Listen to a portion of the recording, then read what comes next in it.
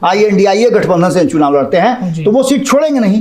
और अगर सीट नहीं छोड़ते हैं तो बीजेपी वाला वोट तो उनका घट रहा है ना। इस वोट को किसी भी सूरत में छोड़ना नहीं चाहिए भारतीय जनता पार्टी, और उपेंद्र कुशवाहा को खुश रखना जरूरी है। वो लगातार अपने सुपौल वाले क्षेत्र में पूरी तरह से मजबूती के साथ काम करना भी शुरू कर चुके हैं। नमस्कार, भारत लाइव देख रहे हैं आप। इंडिया गठबंधन में नीतीश कुमार को लेकर के जो कयासों के बाजार गर्म थे, सीट शेयरिंग के फॉर्मूले पर कहीं ना कहीं इंडिया गठबंधन की नैया डगमगाती हुई दिख रही थी। तो वहीं दिल्ली में एनडीए गठबंधन ने अपने सीट शेयरिंग का फॉर्मूला लगभग तय कर लिया है। चाहे उपेंद्र कुशवाहा हो, चिराग पासवान हो या फिर जीतन राम मांझी हो, सभी ने जो सीट शेयरिंग का फॉर्मूला एनडीए की तरफ से तैयार किया गया है उस पर अपनी अपनी सहमति बना दी है। बिहार में लोकसभा चुनाव की जिस प्रकार से तैयारियां सभी दलों ने शुरू की, एनडीए ने भी अपना फॉर्मूला तय कर लिया है। कई तरह की चर्चाएं जो है वो चल रही है। एनडीए गठबंधन में आज हम बातचीत करने के लिए जुड़े हुए हैं उपेंद्र कुशवाहा की पार्टी की। उपेंद्र कुशवाहा की पार्टी ने भी अपनी तैयारी लगभग शुरू कर दी है। तो 2024 में एनडीए बिहार में किस प्रकार से अपनी तैयारियों में जुटा हुआ है, इसी विषय पर एक छोटा सा विश्लेषण हम बाबा के साथ करेंगे। बाबा हमारे साथ है। बाबा, एनडीए ने 2024 के चुनाव में बिहार को लेकर के जो समीकरण तैयार किया है, जो सीट शेयरिंग तैयार किया है, उसका फॉर्मूला क्या हो सकता है, जो दिल्ली से खबरें निकल के सामने आई हैं? देखिए रोशनी, से ये पूरा का पूरा मामला जो है ना उलझा हुआ दिख रहा होगा। हम लोग भी लगातार विश्लेषण कर रहे हैं जी। जब से नीतीश कुमार अलग हुए हैं, और नीतीश कुमार के अलग होने से नहीं, जब से उपेंद्र कुशवाहा, जीतन राम मांझी, ये सारे लोग अलग होकर के एनडीए का हिस्सा बने हैं। आपको याद होगा कि 2 महीना पहले जब एक तरफ जहां इंडिया गठबंधन की बैठक हो रही थी, वहीं एनडीए गठबंधन की बैठक हो रही थी। एक बेंगलोर, एक दिल्ली में चल रहा था। और यहाँ से वो चुनाव की जो तैयारी थी, कैसे क्या होगा, इन सारी चीजों पर मंथन का दौर शुरू हो गया था। एक तरफ जहाँ 26 दल नजर आ रहे थे, वहां 38 दलों का दावा एनडीए ने भी किया था। इस बैठक में आपको पता है कि कौन कौन जुड़े थे। बिहार से 3 दल जुड़े थे, हालांकि 4 दल ही मान के चलिए, हम तो एलजेपी को एक ही मान के चल रहे हैं, लेकिन उनको अलग अलग कर देते हैं। तो 4 दल नए जुड़े थे। एक नीतीश कुमार की जगह पर ये अलग अलग दल जुड़े थे, क्योंकि जब तक जीतन राम मांझी एनडीए का हिस्सा थे तब तक वो एनडीए का नहीं, बल्कि नीतीश कुमार के एलाइज पार्टनर के रूप में वो हिस्सा थे। संपादक नमन मिश्रा जी लगातार इस बात को रिपीट कर रहे थे कि अगर आप देखते हैं कि नीतीश कुमार और जीतन राम मांझी अलग अलग हैं तो आप गलत सोच रहे हैं, क्योंकि नीतीश कुमार के हिस्से से, उनकी हिस्सेदारी में से इनको दिया गया था। जैसे बंटवारा जो होता है भाई भाई का ना, तो आप अगर 3 भाई हैं, कोई एक के भाई है, तो उसको तो पूरा आधा हिस्सा मिलेगा ना आपके पटीदार को। अब 4 आप आपस में बांटिए। तो नीतीश कुमार को ये मिला था, उसमें उनको गिफ्ट में जीतन राम मांझी मिले थे। लेकिन अब जो वर्तमान परिस्थितियां बनी है कि नीतीश कुमार को छोड़ करके सभी एनडीए की तरफ रुख कर दिए। जैसा कि आपने देखा, जीतन राम मांझी भी है, नाराज चल रहे थे चिराग पासवान, वो भी अब शामिल हो गए हैं। और चिराग पासवान शामिल हुए तो आपने देखा किस तरह शामिल हुए जी। उनको तो बजाते गोद लगा करके, गले लगा करके, और मोदी जी ने उनका सम्मान किया। उपेंद्र कुशवाहा के साथ भी उन्होंने अभिवादन किया। और ये सभी लोग बैठ करके जब एक पटरी पर बैठे हुए हैं, एक लाइन पे बैठे हुए हैं, तो निश्चित रूप से इन लोगों के बीच में आपसी बातचीत हो गई है। अब एक समस्या इसमें बार बार आती है सामने, वो कि क्या नीतीश कुमार की फिर से एंट्री होगी। ये एक दूसरे फेज की बात है। लेकिन वर्तमान जो परिस्थिति है, और लगातार आपने भी कई लोगों से बातचीत किया है जी, उससे साफ लग रहा है कि नीतीश कुमार के लिए एनडीए में कोई रास्ता नहीं है। तो ये चर्चा शुरू हो जाती है कि आखिर नीतीश कुमार की जो 16 जीती हुई सीटें हैं उसका क्या होगा जी। मुझे याद आ रहा है जब हम पंचनामा में संपादक नमन मिश्रा जी के साथ बैठे हुए थे, तो हमने एक विश्लेषण किया था कि अगर नीतीश कुमार की सीटों को किसी को देना हो भारतीय जनता पार्टी को, चूंकि भारतीय जनता पार्टी 40 सीटों की मालिक हो गई अचानक से। बाकी के गठबंधन में आप अपने अपने हिस्से के मालिक हैं, लेकिन वहां भारतीय जनता पार्टी को यह फैसला करना है कि 40 सीटों में से किसे कितना देगा, कितना अपने पाले में रखेगा। यह भारतीय जनता पार्टी का विशेषाधिकार हो गया है। तो ऐसी स्थिति में उन 16 सीटों की हम चर्चा कर रहे थे, और हमने जोड़ घटाव करके जो आकलन किया था और जो सूत्र हमारे बता रहे थे, उसके आधार पर उपेंद्र कुशवाहा को 5 सीटें बताई जा रही थी कि उनको मिलना है, जो 2019 में उन्हें महागठबंधन से प्राप्त था।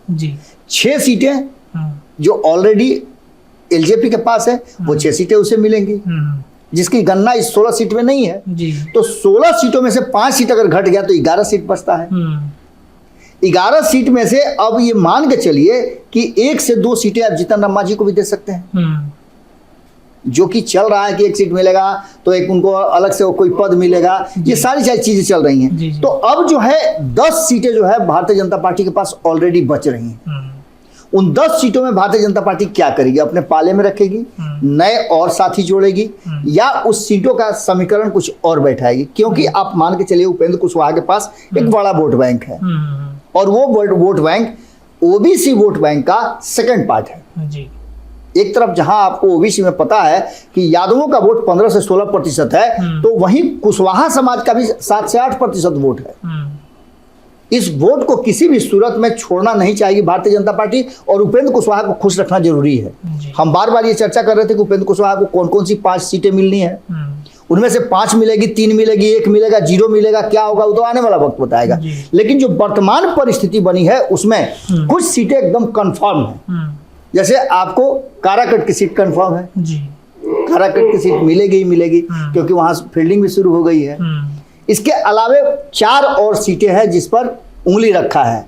जिन 4 सीटों में उंगली रखा है उसमें दूसरे नंबर पे आता है सुपौल जी, जिसकी चर्चा करने हम आज बैठे हैं जी। बिल्कुल। तो सुपौल की चर्चा करने से पहले यह बताना जरूरी होगा कि आखिर सुपौल ही क्यों। तो सबसे बड़ा जो वहां फैक्टर है वो फैक्टर है कि ओबीसी का वोट बैंक डिवाइड हो रहा है। ओबीसी के वोट बैंक में यादवों को अगर बात करें तो यादवों का वोट बैंक वहां है सुपौल में, 2.5 लाख से ज्यादा वहां यादवों की संख्या है, और मुस्लिमों की संख्या भी 2 से 2.5 लाख के आसपास है। यानी एमओआई समीकरण की बात करें तो ये 5 लाख वोट आता है। लेकिन एक ऐसे उम्मीदवार को वहां खड़ा कर लिया जाए जो इंटेलेक्चुअल यादव हैं और जो मुस्लिम हैं, चाहते हैं कि उनका अधिकार मिले, उनका हक हुकूक मिले, उनको भी सम्मान मिले, क्योंकि अब तक वो वोट बैंक बन के रहे हैं, तो वो भी जिनको साथ सके, ऐसे उम्मीदवार की जरूरत है। एक ऐसे उम्मीदवार की जरूरत है कि कुशवाहा समाज तो टोटल वोट करे, बिल्कुल। इसके साथ साथ कुशवाहा के साथ जो ओबीसी में यादवों से आक्रांत जो जातियां हैं वो सपोर्ट मिले उनको। ऐसा नेता हो जो कुशवाहा समाज के वोट के साथ साथ बाकी के लोगों का भी वोट ले, जिसमें से अलग अलग समाज के लोग हैं, जिसमें आपको पता है कि मंडल है, केवट है, अमात है, इन लोगों का भी लगभग 1.5 लाख के आसपास का वोट है, और वहीं कुशवाहा समाज का 2.5 लाख के आसपास वोट है। यानी कि अगर यादवों और मुसलमानों के वोट में से कोई सेंधमारी कर ले और इन जातियों का वोट अपने पक्ष में कर ले, वो व्यक्ति ज्यादा फ्रूटफुल होगा, और इसके लिए एक उम्मीदवार का चयन हो चुका है उपेंद्र कुशवाहा की पार्टी में। बिल्कुल। अब ये सीट जो है संभावित है पूरी तरह से कि काराकट के बाद दूसरी कोई सीट होगी तो वो सुपौल होगा, और सुपौल की सीट में उसके लिए उपेंद्र कुशवाहा ने उम्मीदवार चयन कर लिया है। हम नाम बताते हैं, उससे पहले हम आपको बताते हैं कि आखिर चयन करने के पीछे की रणनीति क्या है जी। तो सबसे बड़ी रणनीति यह है कि उस व्यक्ति ने, चूंकि एक इंटेलेक्चुअल वर्ग से आते हैं, जो सम्मानित पद होता है आईपीएस, आईएएस, आईआरएस, उसी श्रेणी से, उसी कैटेगरी से आते हैं, और उन्होंने 7 साल 6 साल पहले अपनी नौकरी छोड़ी है, यानी उन्होंने वीआरएस लेकर के समाज सेवा में अपने आप को उतारा है। तो इसके पीछे की कहानी भी है कि उनका फैमिली बैकग्राउंड जो है वो पॉलिटिकल रहा है, और उन्होंने कई चुनाव अपने सामने देखा है, चुनाव में उनकी सहभागिता भी रही है, स्ट्रेटजी भी बनाते रहे हैं। पिछले कई वर्षों से जी। वो लगातार अपने सुपौल वाले क्षेत्र में पूरी तरह से मजबूती के साथ काम करना भी शुरू कर चुके हैं, जिसका कि फीडबैक हमारे पास है। हम चाहेंगे कि वीडियो एडिटिंग के समय में उन तस्वीरों को दिखाया जाए कि वो अपने क्षेत्र में लोगों के लिए कितना फ्रूटफुल हो गए हैं और कितना लोग उनसे प्यार करने लगे हैं। हम ये बात इसलिए कह रहे हैं कि अब जो राजनीति की दशा और दिशा बदल रही है वो जातीय समीकरण से अलग हट करके व्यक्ति अगर बेहतर है तो उस पर वोट किया जा रहा है। जातीय समीकरण से बाहर निकालने की कई कवायद शुरू हो गई, और इसमें आप अगर एक बेहतर कैंडिडेट चुन करके भेजते हैं तो आपके लिए वो काम करेगा। और जिस आदमी का अपना स्वार्थ सिर्फ इतना है कि वो समाज सेवा करना चाहता है, ऐसे ही शख्स हैं जिनकी बात हम करने के लिए आए हैं। अब इस पूरे कहानी में एक नया ट्विस्ट आप समझ लीजिए कि आखिर क्यों हम ये बात कर रहे हैं कि ऐसे व्यक्ति की तलाश है। इसलिए तलाश है कि जो ईबीसी का वोट है अति पिछड़ों का जो वोट है वो वोट भी लगभग 4 लाख के आसपास है, और ये वोट उस आदमी के साथ इंटैक्ट नजर आ रहा है, क्योंकि इस समाज के लोगों के हर दुख दर्द में वो शामिल रहते हैं जी। इन सारी बातों के साथ साथ आपको 2 चुनाव अगर देखते हैं, पिछला 2014 और 2019, एक चुनाव में जहां कांग्रेस जीतती है, यानी भारतीय जनता पार्टी वहां नहीं जीत पाती है, और दूसरे चुनाव में भी भारतीय जनता पार्टी नहीं जीत पाती है, वो सीट उसको दूसरे को देना पड़ता है, अपने साथी को देना पड़ता है जी, लेकिन दूसरी बार जब ये सीट आ जाता है तो ऐसी स्थिति में वो समीकरण जोड़ा जाना शुरू हो जाता है कि आखिर एनडीए गठबंधन में ये सीट जो 2014 के इतना बड़ा नाम था नरेंद्र मोदी का तो नहीं आया, तो फिर 2019 में क्यों आया। तो इस समीकरण को यदि देखते हैं तो 2014 के चुनाव में त्रिकोणीय मुकाबला हुआ था, जिसमें से बीजेपी ने कामेश्वर चौपाल को उतारा था। आप कामेश्वर चौपाल को जानते ही होंगे, जी। वही कामेश्वर चौपाल जो राम मंदिर में पहला ईंट रखने वाले शख्स थे। जी बिल्कुल। कामेश्वर चौपाल को उतारा गया था। उसके बाद कांग्रेस की रंजीता रंजन जो कि चुनाव जीती थी जी। और दिलेश्वर कामत तब भी जदयू से चुनाव लड़े थे। ये त्रिकोणीय मुकाबला हुआ था, जिसमें से लगभग 2,50,000 के आसपास वोट मिला था बीजेपी को और 2,73,000 के आसपास आया था दिलेश्वर कामत को। ये दोनों वोट मिला करके अगर देख लें जेडीयू और बीजेपी का, तो दिलेश्वर कामत के 2019 में जीतने का फॉर्मूला तय हो जाता है, क्योंकि यहाँ 5,50,000 से ज्यादा वोट हो जाते हैं, ये दोनों को मिला देते हैं, तो ये फॉर्मूला यहाँ गढ़ा गया था। एक बार फिर से नीतीश कुमार उस फॉर्मूले से बाहर है, महागठबंधन में है, और महागठबंधन की तरफ से अगर देखा जाए तो कितना भी समीकरण आप बैठा के देख लीजिए तो वो वहां तक नहीं, 2014 वाली तो स्थिति कभी भी होती नहीं नजर आ रही है। तो आरजेडी भी समीकरण जो आप बता रहे हैं, यादव और मुस्लिम का जो समीकरण है, तो यादव आरजेडी भी तो चाहेगी कि हम वहां से एक कैंडिडेट अपना खड़ा कर दे, ताकि जो समीकरण जो पहले बना था वो शायद यहाँ पे तैयार हो जाए। निश्चित रूप से जब महागठबंधन होगा तो ये जीती हुई सीट है नीतीश कुमार की जी, तो नीतीश कुमार वो सीट को छोड़ेंगे नहीं। अगर वो महागठबंधन से चुनाव लड़ते हैं, INDIA गठबंधन से चुनाव लड़ते हैं, तो वो सीट छोड़ेंगे नहीं। और अगर सीट नहीं छोड़ते हैं तो बीजेपी वाला वोट तो उनका घट रहा है ना, समझिएगा इस फॉर्मूला को। बीजेपी वाला वोट तो उनका इंडिया वाला वोट घट करके उधर जा रहा है, और दूसरा एक मजबूत कैंडिडेट बैजनाथ मेहता जो है वो वहां खड़े हैं। बैजनाथ मेहता की अपनी एक अलग पहचान है, पॉलिटिकली आप कह लें, सामाजिक कार्यकर्ता के रूप में कह लें, अपनी पार्टी के वरिष्ठ सदस्यों में से कह लें, और जिस तरह से वो मेहनत कर रहे हैं और लोगों का उनको साथ मिल रहा है, लोग उनको जिस तरह से ये कर रहे हैं, वो साफ बता रहा है कि वो पूरी तरह से कहीं ना कहीं इस बार सबसे सफल और सक्षम उम्मीदवार के रूप में वहां खड़े हैं। ऐसी स्थिति में सुपौल का रिजल्ट इस बार बदल सकता है, जाएगा तो एनडीए के पक्ष में ही, लेकिन नीतीश कुमार के कैंडिडेट नहीं बल्कि उपेंद्र कुशवाहा के कैंडिडेट के रूप में अगर बैजनाथ मेहता वहां से उम्मीदवार होते हैं तो आप इतना मान के चलिए कि टक्कर बहुत दूर दूर तक नहीं होगा। हमारी सर्वे रिपोर्ट भी यही कहती है कि दिलेश्वर कामत से वहां के लोग पूरी तरह से खुश नहीं है। ऐसी स्थिति में वहां विकल्प तलाश कर रहे हैं और ये विकल्प बैजनाथ मेहता हो सकते हैं। उपेंद्र कुशवाहा ने क्या बीजेपी के सामने अपना ये स्टैंड क्लियर कर दिया है कि हम जो है अपने कैंडिडेट को वहां पे उतार रहे हैं, क्योंकि उस समय वो जदयू में थे तो वहां की रणनीति वो सब कुछ समझ रहे हैं उपेंद्र कुशवाहा, इस वजह से शायद वो उतार रहे होंगे वहां पर। देखिए, उपेंद्र कुशवाहा 2014 में भी अपने हिसाब से चुनाव लड़े थे जी, इस गठबंधन नहीं बल्कि उस गठबंधन के हिस्सा जो आज वर्तमान में है उसी गठबंधन के हिसाब से जी। वहां भी उनकी डिमांड के हिसाब से उन्हें 3 सीटें मिली थी, तीनों सीट जीत करके आए थे।